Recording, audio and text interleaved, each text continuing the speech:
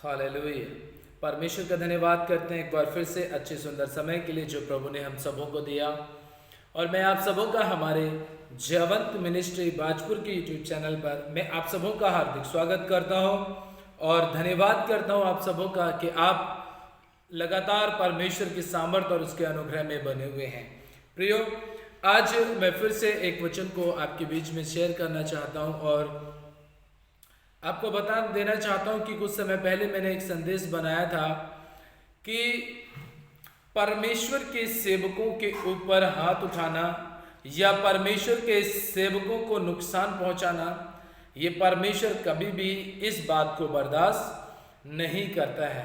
प्रियो, आज जगह जगह अकाल पड़ना, भूकंप आना, सुनामी आना, समुद्र में भयंकर तूफान आना, ग्लेशियर का धीरे धीरे खिसकते रहना, हिमालय की बर्फ का पिघलते रहना, ठीक है, जगह जगह भूकंप आ रहे हैं, जगह जगह तमाम प्रकार के ऐसे ऐसे बीमारियां आ रही हैं जिसके बारे में कभी भी किसी इंसान ने सोचा नहीं था। ये सब आखिर क्यों हो रही हैं? जहां तक मुझे समझ में आता है, ये घटनाएं इसलिए घट रही हैं क्योंकि लोग बेरहमी पर उतर आए हैं। लोग बेरहमी कर रहे हैं। बेरहमी किस प्रकार की कर रहे हैं? वो इस प्रकार से कर रहे हैं कि बाइबल हमें ऐसा बताती है कि मेरे लोग जो मेरी महिमा के लिए सृजे गए हैं, रचे गए हैं, बनाए गए हैं, उन्हें मैंने इसलिए बनाया है कि वो परमेश्वर मेरी महिमा कर सके। मनुष्य परमेश्वर की महिमा कर सके। परमेश्वर कहता है कि मेरी महिमा कर सके, इसलिए प्रभु ने बनाया। लेकिन आजकल का इंसान, आजकल के लोग अपने तमाम प्रकार के व्यस्त कामों में इतने ज्यादा बिजी हो चुके हैं कि वो धनवान होना चाहते हैं, वो अमीर होना चाहते हैं, वो बहुत ज्यादा बढ़ते रहना चाहते हैं, और चाहे उसके लिए उन्हें कोई भी काम क्यों ना करना पड़े। आज लोग पैसे लेकर के हत्याएं तक कर देते हैं, मर्डर कर देते हैं। वो पैसे लेकर के किसी के घर को उजाड़ देते हैं। आज लोग जादू टोना तंत्र मंत्र करके एक हंसते खेलते परिवार को उजाड़ देते हैं। लोगों के ऊपर जादू टोने करवाना, ठीक है, उनके घर की खुशियों को बर्बाद कर देना, या आपसी रंजिश को निकाल करके किसी के घर के व्यक्ति का, जो सबसे अच्छा व्यक्ति है, जो घर का पालन पोषण कर रहा है, उसका किसी न किसी रीति से नुकसान पहुंचाना, आज इंसान की ये फितरत बन चुकी है और इंसान यही सब काम करने में लगा पड़ा है। परमेश्वर ने इन कामों के लिए नहीं बनाया इंसान को। बुराई करने के लिए, मारपीट करने के लिए, लड़ाई झगड़े करने के लिए, नशे करने के लिए, गंदे काम करने के लिए, या फिर परिवार में लड़ाइयां झगड़े पैदा करने के लिए, दूसरों की बुराइयां करने के लिए। इस काम के लिए परमेश्वर ने आपको, हमें नहीं बनाया है।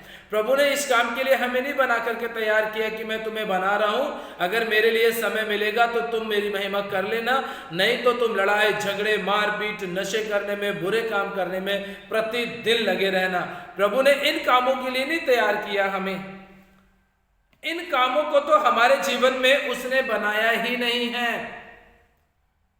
जादू टोने उसने नहीं बनाए, बीमारियां उसने नहीं बनाई, तकलीफें उसने नहीं बनाई, समस्याएं उसने नहीं बनाई, लड़ाई झगड़े नशे उसने नहीं बनाए। ये सब इंसान ने बना लिए हैं और परमेश्वर की प्रेम भरी व्यवस्था से वो अलग हो चुका है। आज वो ये सारे काम कर रहा है सिवाय परमेश्वर की महिमा करने के। परमेश्वर की महिमा करने के लिए 5 मिनट 10 मिनट बहुत होते हैं लोगों के लिए। अरे पूरा दिन प्रार्थना ही थोड़ी करते रहेंगे। थके हारे आते हैं, काम करते हैं, 8 घंटे 10 घंटे 12 घंटे की ड्यूटी करके आते हैं, थक जाते हैं, प्रार्थना करने का समय नहीं मिलता, और घर में कहते हैं प्रार्थना करो प्रार्थना करो प्रार्थना करो। एक ही काम में लगे रहते हैं, एक ही काम में लगे रहते हैं। अरे जब प्रभु ने इसी काम के लिए चुना है तो क्यों नहीं करेंगे? 12 घंटे ड्यूटी आपने कर दी, क्या आप 2 घंटे प्रभु को नहीं दे सकते?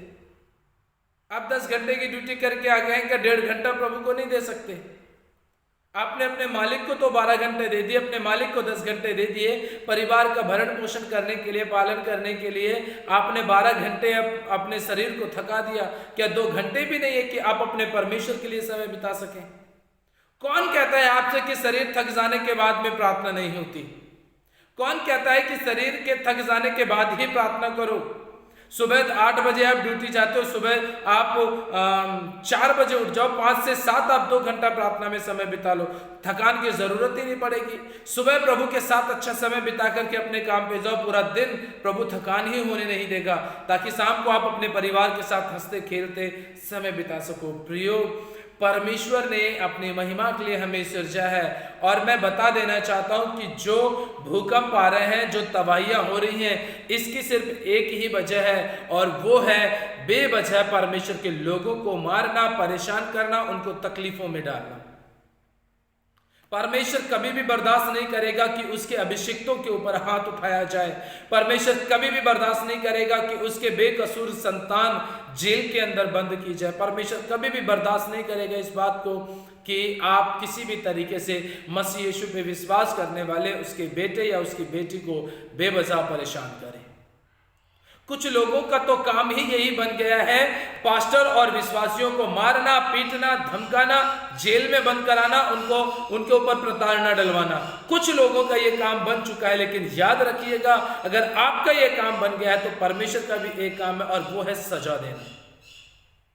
प्रभु सजा देना भी जानता है, और आप सब जानते हैं जगह जगह ये तबाहियां जो हो रही हैं, ये कहीं ना कहीं परमेश्वर की छड़ी लगाने का ही नतीजा है। प्रभु छड़ी लगा रहे हैं, और आगे भी वो लगाता रहेगा यदि परमेश्वर के काम को रोकने की कोशिश की, या फिर परमेश्वर के राज्य की उन्नति करने के लिए उसके लोगों को अगर परेशान किया, तो परमेश्वर आगे भी छड़ी लगाता रहेगा। हम सब साउल और दाऊद की घटना को बखूबी ईमानदारी के साथ जानते हैं, जबकि हम सब जानते हैं कि जिस समय पर गोलियत ने इजरायलियों को ललकारना शुरू किया था, तो उस समय पर साउल राजा ने एक प्रतिज्ञा की थी, एक वाचा बांधी थी कि जो कोई भी गोलियत को मार देगा, मैं अपनी बेटी से उसकी शादी करा दूंगा।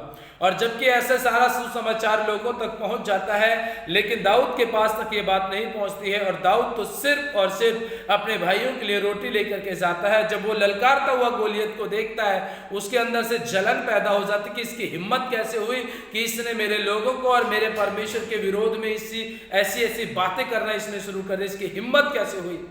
उसको अंदर से जलन हुई, उसको नफरत हुई उन लोगों से जो परमेश्वर की मजाक उड़ाते हैं।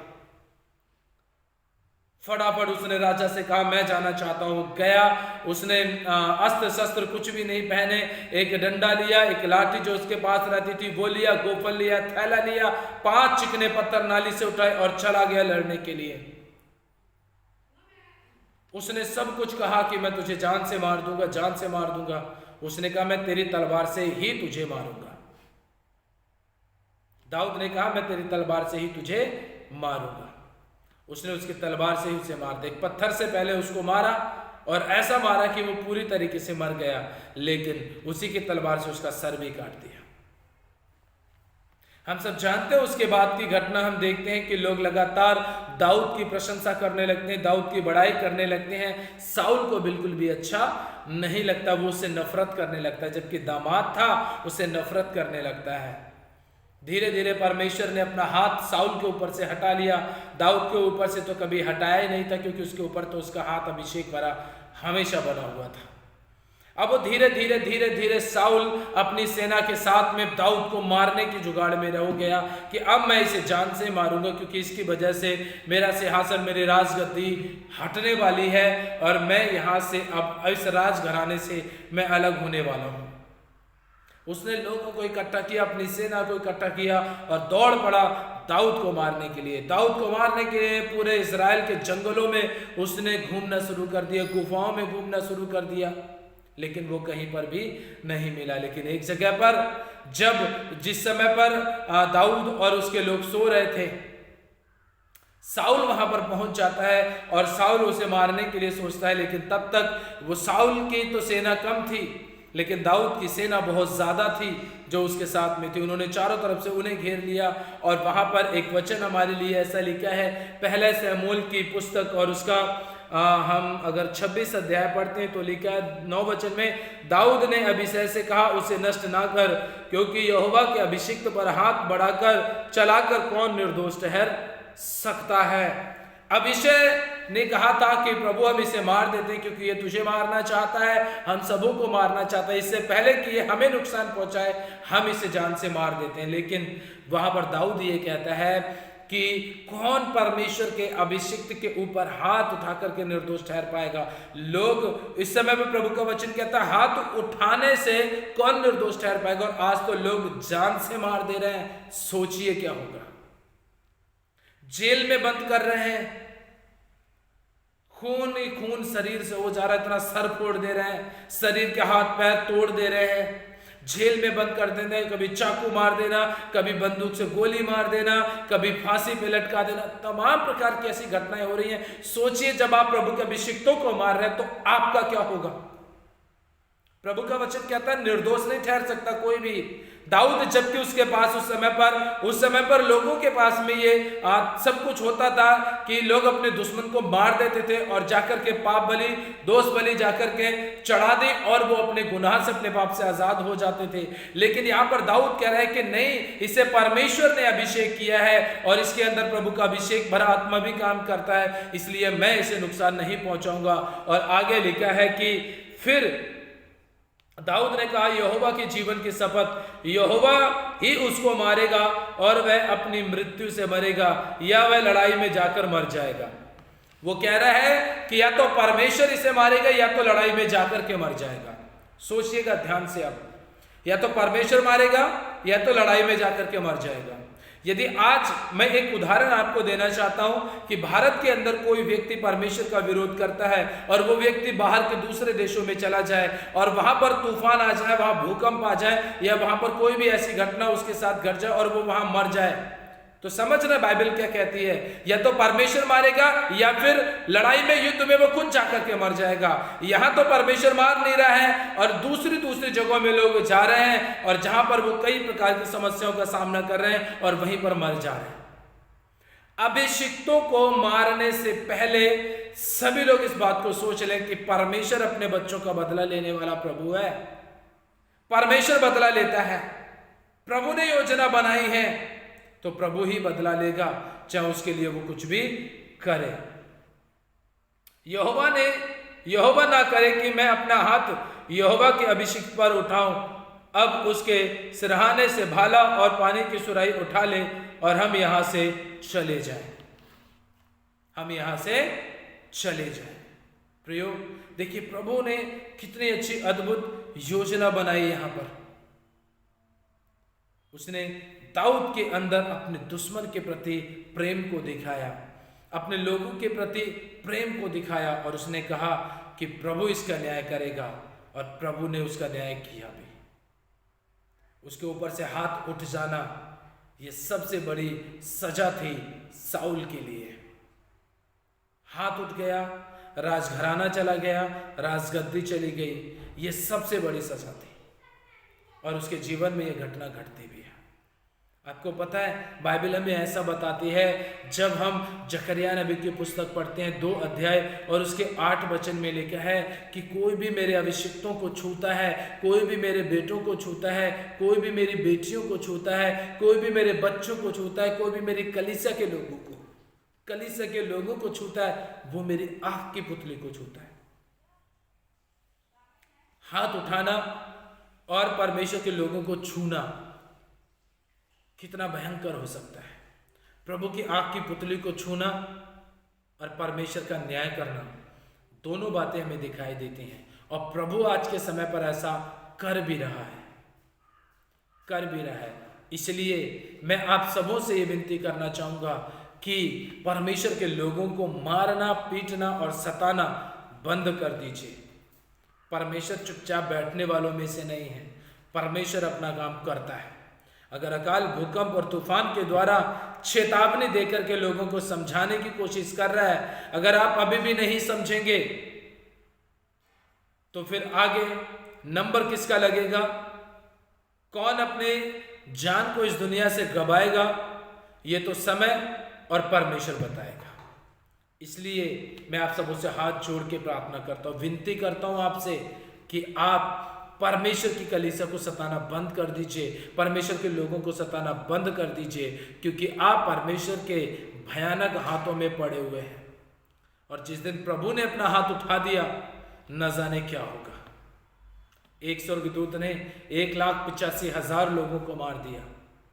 अगर आज आप अपने जीवन में नहीं मानेंगे तो याद रखिएगा, इस समय पर सीरिया और तुर्की के जो लोग मरे हैं वो 40,000 से पार जा चुके हैं। 40,000 से पार जा चुके हैं। मैं ये नहीं कह रहा हूं कि उन्होंने गलतियां की होंगी, प्रभु की आज्ञा का उल्लंघन किया होगा, इसलिए उनके ऊपर तूफान आया है। हो सकता है कि उनके बीच में कोई एक सताने वाला रहता हो, जिन्होंने परमेश्वर के अभिषिक्तों को मारा हो, पीटा हो, उनको ऊपर जेल में बंद किया हो, या उनको किसी भी तरीके से सताया हो, या परमेश्वर की कलीसिया को सताया हो, और बहुत सारे लोगों ने उनका साथ दिया हो कि भाई बहुत अच्छा किया, परमेश्वर के लोगों को तूने नष्ट कर दिया। तो परमेश्वर बदला लेने वाला प्रभु है। याद रखिएगा आप इस बात को। परमेश्वर आज भी अपना काम करता है, और पहले भी करता था और आगे भी करेगा।